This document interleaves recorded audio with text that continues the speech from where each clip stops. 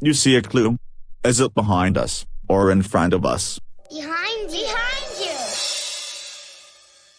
Oh. There is a clue. On the colors black and white. Looks like black and white are our first clue. We need our handy dandy notebook, right. And, I'll use 2 different colored crayons for this clue. Let's use a black crayon to go back and forth, like this.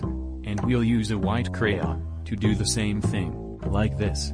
There, black and white. Okay. So our first clue is black and white.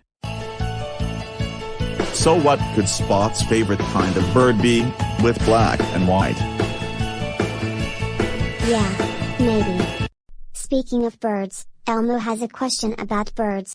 Oh? What's the bird question, Elmo? Elmo wants to know, how many eggs can this goose lay?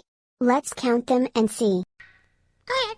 1, 2, 3, 4, 5, 6, 7, 8, 9, 10, 11, 12. Oh, 12! Great counting, everybody! Let's hear for the goose! Yay! Oh, she left a feather! That tickles! Silly goose! Great counting, everybody. Come on. Let's go find Spot.